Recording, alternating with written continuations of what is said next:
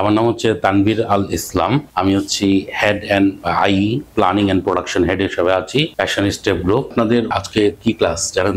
আইই industrial engineering department. এই যে merchandiser হিসাবে আই কেন জানা দরকার? কারণ হচ্ছে আপনার মার্চেন্ডাইজিং এর এইম কি, গোল কি? মেইন গোল হচ্ছে first on time shipment. Buyer কি মালিক চেনে না মার্চেন্ডাইজার চেনে? মার্চেন্ডাইজার চেনে। মার্চেন্ডাইজার হচ্ছে এটা অর্ডারটা কিপিং করেছে। এখন মার্চেন্ডাইজিং যদি অর্ডারটা কিপিং করে, এই অর্ডারটা বায়ারের সাথে মার্চেন্ডাইজারের সম্পর্ক হচ্ছে আমি তোমার থেকে $12 আমি এই গোলসটা কিনেছি, এখন আমি আপনাকে এত তারিখ এটা শিপমেন্ট দিব। এটাই তো মেইন গোল। মাঝখানে যত প্রসিডিউর আছে সবগুলো প্রসিডিউর হচ্ছে কি মার্চেন্ডাইজিং অ্যাক্টিভিটিস, এগুলো কিন্তু গোল না। অন টাইম শিপমেন্টের আন্ডারে কস্টিং, স্যাম্পলিং, তারপরে supply chain management, then production planning, booking, fabric booking, ship booking, truck booking, all kinds of booking, then inspection and delivery, last হচ্ছে কি কমার্শিয়াল অ্যাক্টিভিটিস। তাহলে এখানে ওয়ার্ক স্টাডির প্রয়োজন কেন? কারণ হচ্ছে আপনি এখানে কস্টিং করবেন না, আপনার প্রাইসটা ভালো এফিসিয়েন্সিতে আছে কিনা, ভালো এফিসিয়েন্ট আছে কিনা সেটাকে নির্ধারণ করতে গেলে আপনাকে আই বা ওয়ার্ক স্টাডির প্রয়োজন হবে। কস্টিং করতে গেলে ফার্স্টেই হচ্ছে ডিসকাস করতে হবে আই ডিপার্টমেন্টের সাথে। উইথাউট আই ডিপার্টমেন্ট আপনি কস্টিং করতে পারবেন না। কেন আই প্রয়োজন? আপনাকে জানতে হবে ফ্যাক্টরি কস্ট, আপনাকে জানতে হবে এসএমবি, মার্কেট প্রাইস। কারণ আপনি ফ্যাক্টরি কস্ট জানেন, এসএমবি জানেন, মার্কেট প্রাইস জানেন, তিনটা করে আপনি সাপোজ এক ডজন $12 আপনি পারচেস করলেন, কিন্তু বায়ার আপনাকে বললো যে আপনি $12 না, আরো কম্পিটিটিভ যারা আছে সে $10 করে ফেললো। তাহলে আপনাকে কি করতে হবে? ফ্যাক্টরি কস্ট কমাতে পারবেন? পারবেন না। আপনাকে মার্কেট প্রাইসের সাথে আপনাকে কম্পারেটিভলি কম থাকতে হবে।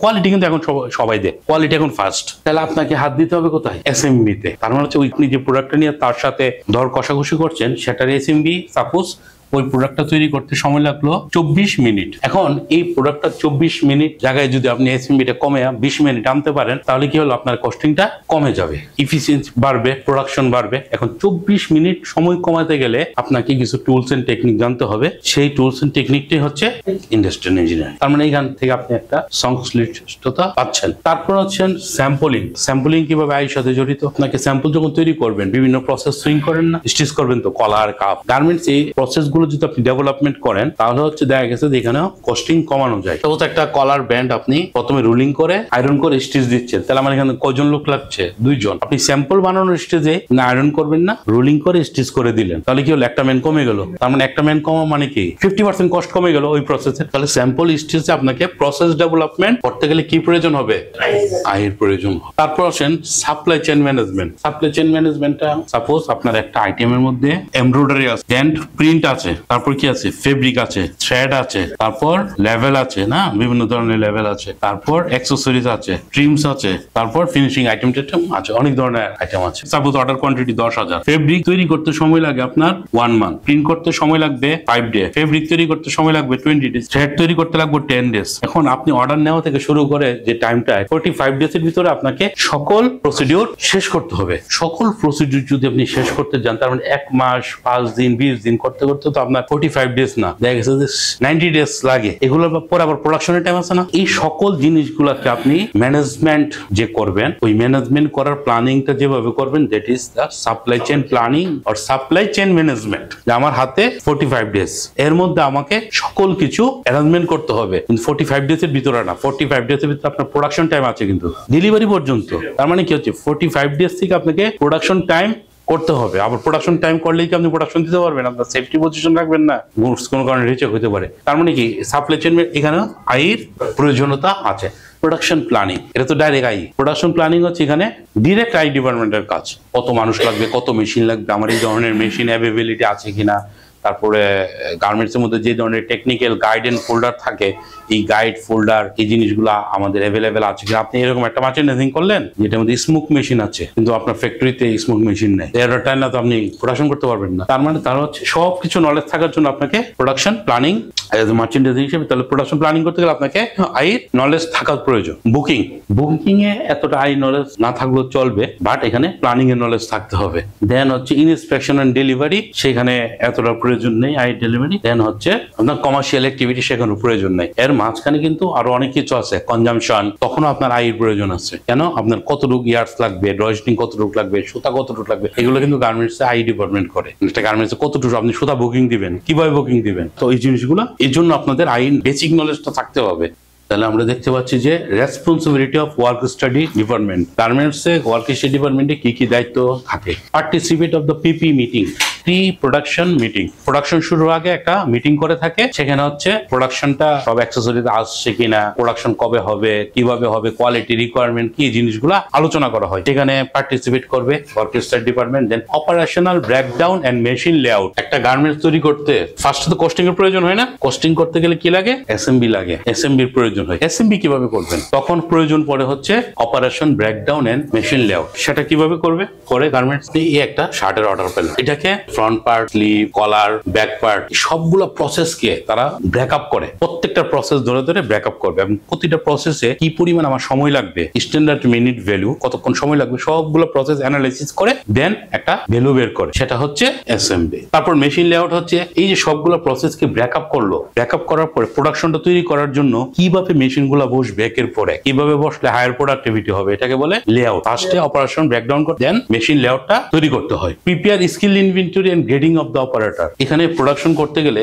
স্লিপ জয়েন্ট, গার্মেন্টসে কিন্তু সব প্রসেসের সব কাজ সবাই সব কাজ করে না। স্লিপ প্রসেসের জন্য এক ধরনের অপারেটর আছে, কলার জয়েন্টের জন্য এক ধরনের অপারেটর, বটম হ্যামের জন্য এক ধরনের অপারেটর আছে। তাহলে আমি কোন প্রসেসে কাকে বসাবো এটার একটা প্ল্যানিং তৈরি করা, যে prepare skill inventory and grading of the operator. এতে মার্চেন্ডাইজার হিসেবে আপনারা কিভাবে বেনিফিট নেবেন, যে আপনি একটা প্রোডাক্ট দিয়ে আইকে বললেন এটার একটা অপারেশন ব্রেকডাউন করে দাও আমাকে, সেই অপারেশন ব্রেকডাউন করে দিল। গার্মেন্টস ইন্ডাস্ট্রিতে কি হয়, আপনি যখন একটা কস্টিং দিবেন তখন সে কি করবে, প্রপার অ্যানালাইসিস না করে বলবে যে 24-20, আপনি যখন জানবেন না এটা কস্টিং করতে গেলে আমার অপারেশন ব্রেকডাউন লাগে, তখন ওকে বলবেন আমাকে অপারেশন ব্রেকডাউনের শীটটা দাও, তখন সে প্রপার অ্যানালাইসিসটা করবে। Prepare man machine report, prepare man machine report হচ্ছে আমার অর্ডারটা শুরু করতে গেলে কি ধরনের ম্যান লাগবে, মেশিন লাগবে, এই ধরনের একটা রিপোর্ট তৈরি করতে হয় ওয়ার্ক স্টাডি ডিপার্টমেন্টের। তারপর line wise target setup, full লাইনে আমার কত টার্গেট থাকবে। Then buyer and style wise capacity study and line balancing, আপনার প্রোডাকশন হচ্ছে না, তখন আপনি ফ্যাক্টরিকে বলবেন ঠিক আছে আপনার লাইন ক্যাপাসিটি শিট দেন, আপনার লাইনের গ্রাফ দেন, যে লাইনের গ্রাফে দেখবেন যে লাইনের মধ্যে কোথাও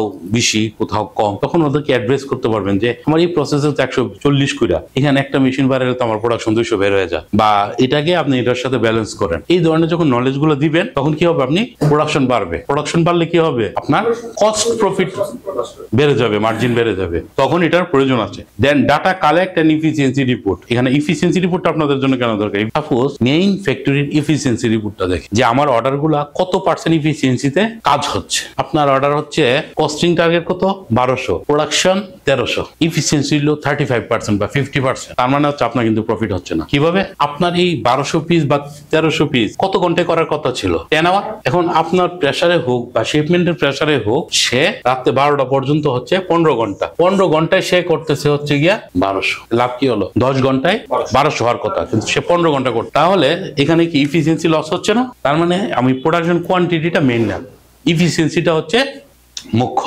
production monitoring and achieve the line target, আপনি একটা অর্ডারের প্যাকেজ ফ্যাক্টরিকে দিয়ে দিলেন, দিয়ে বললেন 10,000 পিস অর্ডার কোয়ান্টিটি, এত তারিখ শিপমেন্ট, তারপর আপনার আর কোনো মনিটরিং নাই। যখন ইন্সপেকশনের দিন আপনার কাছে একটা প্যাকিং লিস্ট চলে আসলো, প্যাকিং লিস্টে লেখা আছে 10,000-এর মধ্যে 300 পিস শর্ট শিপমেন্ট কি থাকতে পারে, তখন আপনি কিছু করার আছে। লাস্টের দিন আপনি অ্যাভারেজ করে দেখলেন যে কস্টিং প্রোডাকশন হচ্ছে 1000 পিস, অ্যাচিভ হয়েছে হচ্ছে 700 পিস, তখন কি আপনার কিছু করার আছে? অলরেডি টাইম ইজ গন। তাহলে আপনাকে নিয়মিত প্রোডাকশন মনিটরিং করতে হবে এবং লাইনের অ্যাচিভ টার্গেটের জন্য এটা কথা বলতে হবে। Then method study and motion study, যেটা আমরা করি মার্চেন্ডাইজারদের সাথে, গুডসের প্রোডাকশন হচ্ছে না, তারা আমাদেরকে খুব প্রেশার দিচ্ছে যে প্রোডাকশন হচ্ছে না কোথায়, কলার জয়েন্ট থেকে।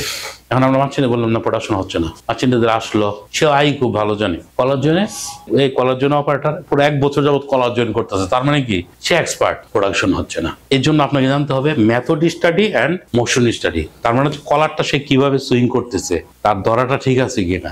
মোশনে হচ্ছে সে তার হাতের মধ্যে অনেক সময় দেখা যাচ্ছে একটা ঘড়ি পরে রাখছে বা একটা চুরি পরে রাখছে, একটা আংটি পরে রাখছে, বা তার সে কাজ করার সময় তার সিটটা হচ্ছে তার নির্দিষ্ট জায়গা থেকে একটু উঁচু, তো এই ধরনের মোশনগত সমস্যা থাকার জন্য প্রোডাকশন হচ্ছে না। তখন আপনাকে এই মেথড এবং মোশন স্টাডিটা যদি জানা থাকে তখন আপনি এখান থেকে প্রোডাকশন বের করতে পারবেন। Train up the production staff on efficiency, ইফিসিয়েন্সির উপরে প্রোডাকশন স্টাফদের ট্রেনিং করাবে। Wastage control on the production floor, আপনি যে ইলাস্টিক বুকিং দিয়েছিলেন, গণহারে তো বুকিং দেন না, একটা কনজাম্পশন ধরে দিয়েছেন যে 24 ইঞ্চি বা 48 ইঞ্চি, প্রোডাকশনে যাওয়ার পরে লাস্টে গিয়ে বললো আমার আরো 200 গজ ইলাস্টিক শর্ট পড়েছে, তখন প্রোডাকশন বন্ধ রেখে ইলাস্টিক অর্ডার দিয়ে আনা কি সম্ভব? সম্ভব না। তার মানে মার্চেন্ডাইজ হিসাবে তখন দুই দিক দলস, প্রোডাকশন বসে আনতে হবে, প্রোডাকশন প্রোডাকশন অন প্রসেসে রেখে ইলাস্টিক সাপ্লাই থেকে আপনি ম্যানেজ করতে পারবেন না, লোকালিও কিনতে পারবেন না সবসময় সব জিনিস, অনেক জিনিস আবার চায়না থেকে অর্ডার দিয়ে আনবেন। সুতরাং আপনাকে এই ওয়েস্টেজ কন্ট্রোলের দিকে খেয়াল রাখতে হবে। TNA calendar but daily, weekly, monthly production plan এই জন্য প্রয়োজন। আপনি যখন প্রোডাকশনকে দিবেন, আপনি তাকে বলে দিচ্ছেন 20 দিনের ভিতরে দিবেন, কিন্তু 20 দিনের ভিতর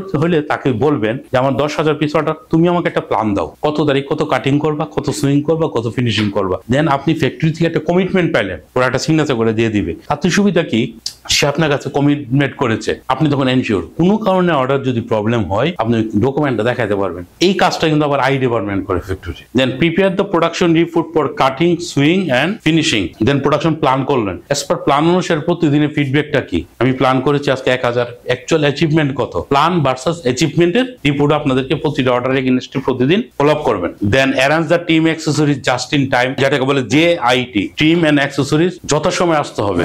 কোন এবং টিম অ্যাক্সেসরিজ আগে আসছে সেই অনুসারে প্রোডাকশন প্ল্যানটা ঠিক আছে কিনা ওই জিনিসটা মনিটরিং না করলে দেখা গেছে যে ফেব্রিক কাটিং করে রাখছে, সুতা আসে নাই বা মেইন লেভেল আসে নাই। Then follow up daily crisis report and SMB calculation, prepare loss time report. Loss time report হচ্ছে আপনার প্রোডাকশনটা কি কারণে লস হইতেছে, এই রিপোর্ট গুলো ফ্যাক্টরি তৈরি করে। And everyday morning calculate the WIP on the line, মানে WIP হচ্ছে ওয়ার্ক ইন প্রসেস, প্রসেসের মধ্যে আমার কি ধরনের গুডস আছে। টাইম স্টাডিটা হচ্ছে যে হচ্ছে আপনার ক্যাপাসিটি কিভাবে ক্যালকুলেশন করবো।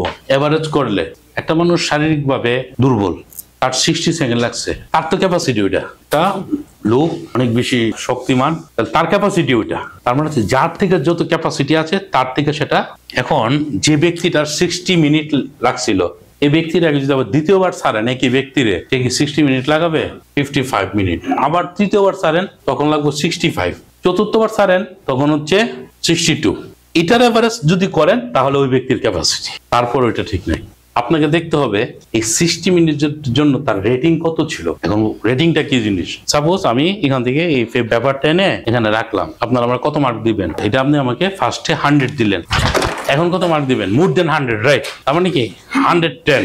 এখন কত মার্ক দিবেন? 85। তার মানে শুধু তার সময়টাকে নিরূপণ করলে তার ক্যাপাসিটিটা বের হবে না। তাকে সময়ের জন্য, প্রত্যেকটা কাজের জন্য আলাদা আলাদা তাকে নম্বর দিতে হবে। যদি আলাদা আলাদা নম্বর দেন তাহলে তার বেসিক টাইমটা বের হবে, অ্যালাউন্সও দিতে হবে, তার ওই রেস্টের টাইমটুকু সাথে দিতে হবে। তারপর তার কাজের রেটিং, তার অবজারভেশন টাইম সবকিছু বিবেচনা করে তাকে অ্যালাউন্সটা দিয়ে ফাইনালি যে ক্যালকুলেশনটা দাঁড়াবে ওটা হচ্ছে তার ক্যাপাসিটি। এই ক্যাপাসিটি থেকে আপনি প্রসেস এসএমবি বের করতে পারবেন। অ্যালাউন্সটা কি? অ্যালাউন্সটা হচ্ছে অতিরিক্ত তাকে সময় দেওয়া আছে। বেসিক টাইমটা হচ্ছে তার টোটাল নিড টাইমটা, অ্যালাউন্স ছাড়া টাইম। গার্মেন্টস স্পেসিফিকেশন হচ্ছে স্পেক শিট। গার্মেন্টসের যে স্পেক শিট থাকে যেটাকে এখন বলে টেকনিক্যাল শিট, কি মাপের হবে, কলার কি হবে, মেজারমেন্ট কি হবে, কোন কোন সাইজ থাকবে, এগুলো হচ্ছে স্পেসিফিকেশন। দেন হচ্ছে লাইন ব্যালেন্সিং। লাইন ব্যালেন্সিংটা হচ্ছে যে আমার গার্মেন্টস এর এসএমবি হচ্ছে 24, তাহলে 1 ঘন্টায় 60 মিনিট না, 2.5। আমরা ডিউটি করবো কত ঘন্টা? 10 ঘন্টা। কতজন লোক দিয়ে কাজ করাবো? 60 জন লোক দিয়ে। তাহলে সাপোজ এখানে 1500, 100% এফিসিয়েন্সি। আমাদের বেস্ট এফিসিয়েন্সি হচ্ছে 80 এবভ। 80% যদি হয় এটা কি আসবে? 1200তে 60টা লোক কাজ করে, প্রত্যেকটা লোক কত পিস করে প্রোডাকশন করা লাগবে? প্রত্যেকটা লোকের 1200 পিস কাজ করতে হবে, করে কাজ প্রসেস করতে হবে। অবজারভেশন টাইম প্লাস রেটিং করে তাকে কিছু অ্যালাউন্স দিয়া বের করছি যে তার ক্যাপাসিটি এটা। এদিকে ইনপুট হচ্ছে, এদিকে আউটপুট হচ্ছে। এখন এই জায়গায় 103 ইনপুট হলে প্রোডাকশন কত হচ্ছে? 130। তার ক্যাপাসিটি আছে 100। সেকেন্ডটা এখানে লস কত? এই জায়গায় কত হবে? 80 হবে। তার মানে 130 আসার পরে 80 হলে ওর কাছে কত মাল? 50। এই ঘুষটা কি তার কাছে জমা থাকবে? এখানে 80। তার মানে কি এই জায়গায় ক্যাপাসিটি আছে বাট তারা গার্মেন্টস পাচ্ছে না। তখন আপনাকে এখানে বের করতে হবে রুট কজ অ্যানালাইসিস। এই জায়গার জন্য আমার লাইনের প্রোডাকশন হচ্ছে না। 60 জন লোকের মধ্যে কাজকে সমবন্টন ভাবে ভাগ করে দেওয়া, এই যে গবেষণাটা, সেটাই হচ্ছে লাইন ব্যালেন্স। দেন মেথড স্টাডি হচ্ছে যে অপারেটর কিভাবে সে কাজটা করতেছে। সাপোজ গার্মেন্টসে কি একটা প্রোডাক্ট কমে সুইং করে, দুইটা প্রোডাক্ট নিয়ে কিন্তু সুইং করে যে কোনো পার্ট। সাপোজ এখানে একটা প্রোডাক্ট আছে, এই জায়গায় একটা আছে, আমি এখানে সুইং করতেছি, এখান থেকে একটা নিলাম, আবার দূরে থেকে আবার আরেকটা আনলাম, না সুইং করলাম। তার মানে কি মেথডটা ঠিক আছে? ঠিক নাই। আমি যদি মেশিনের দুই পাশে রাখার পর আমি একটা নিলাম, তারপর আরেকটা নিলাম, তারপর ধরলাম, সুইং করলাম, এটা ঠিক আছে? এটাও ঠিক নেই। একটা হাত থেকে যখন নিচ্ছি আরেকটা হাত, তখন আমার টাইম ওয়েস্টেজ হচ্ছে। আমার এই হাতের তো তখন কাজ নাই, আমি দুইটাই একসাথে নিব, তখন কি হলো আরো। তার মানে কি গার্মেন্টস হচ্ছে সময় হচ্ছে টাকা। তার মানে আপনি এখান থেকে যত তাড়াতাড়ি ওয়েস্টেজ করা যাবেন, এটাও কিন্তু একটা ওয়েস্টেজ। এক হাতে কাজ করতেছে, আরেক হাতে কাজ করতেছে না। তো এই পর্যন্ত ডিপ অ্যানালিসিস করে ওয়ার্কারদের ট্রেন আপ করা হয় যে এইভাবে কাজ করতে হবে। এই ধরনের অ্যানালিসিস গুলো আই ডিপার্টমেন্ট করে থাকে। সেটা হচ্ছে method study. Motion study, motion study হচ্ছে যে তার the purpose of motion study analyse the motion of the operator hand eyes in single motion of work in the single operational cycle that unless motion is eliminated to improve order of the section the adjustment method. এখানে সে কাজ করতেছে, অনেক আছে এইভাবে কাজ করে, swing করার সময় কাজ করতেছে, অল্প একটু মেশিনে স্টিচ করে ওদিকে তাকায় দেয়, কথা কইতেছে আর স্টিচ করতেছে, তখন কি প্রোডাকশন লস হবে। তার হাতে গড়ি পুরে রাখছে, আংটি পরে রাখছে, তার প্রোডাকশন লস হবে। তো এই ধরনের মোশন গুলো তার ঠিক আছে কিনা। ওয়ার্ক মেজারমেন্ট, ওয়ার্ক মেজারমেন্টটা হচ্ছে এই যে টাইম স্টাডি করলেন, মেথড স্টাডি করলেন, মোশন স্টাডি করলেন, সবগুলোকে মিলে এগুলোকে কি বলতেছে ওয়ার্ক মেজারমেন্ট। মানে কাজটাকে আপনি পরিমাপ করছেন। রেটিং, রেটিংটা হচ্ছে স্পিড এন্ড ইফেক্টিভনেস, মানে তার কাজের গতি কতটুকু, তার দক্ষতা কতটুকু, এই জিনিসগুলো হচ্ছে রেটিং। এলিমেন্ট, এলিমেন্ট হচ্ছে যে কাজগুলোকে আপনি ছোট ছোট ভাগে ভাগ করে নেওয়া। যেমন সে কাপড় একটা উঠাইতে কতক্ষণ সময় লাগছে, মেশিনের ভিতরে সে সেটিং করতে কতক্ষণ সময় লাগছে, সে স্টিচ করতে কতক্ষণ সময় লাগছে, স্টিচ করার পর কাপড়টা রাখতে কতক্ষণ সময় লাগছে, কোন জায়গাতে তার প্রবলেম, সে কি কাপড়টা উঠাইতে সময় নষ্ট করতেছে, সে কি সেট করতে সময় নষ্ট করতেছে, সে কি স্টিচ করতে সময় নষ্ট করছে, নাকি রাখতে সময় নষ্ট করতেছে। তো সেটাকে কি বলে এলিমেন্ট। ছোট ছোট ভাবে যে কোনো কাজকে আপনি ছোট ছোট ভাবে কি ভাগ করে নেওয়া। ছোট ছোট এলিমেন্ট করলে আপনি মেইন রুট কজটা ধরতে পারবেন, মানে কোথা থেকে অ্যাকচুয়ালি প্রবলেমটা শুরু হচ্ছে। তো সুতরাং গার্মেন্টসও যখন প্রসেস গুলো করে, প্রোডাকশন যদি না হয়, এদেরকে ছোট ছোট ভাবে এলিমেন্ট করে আমরা অ্যানালাইসিস করি। দেন হচ্ছে এসএমবি, মানে হচ্ছে standard minute value. MRP, MRP হচ্ছে কি ম্যাটেরিয়াল রিসোর্স প্ল্যানিং। এই পর্যন্ত কারো কোনো কোশ্চেন আছে?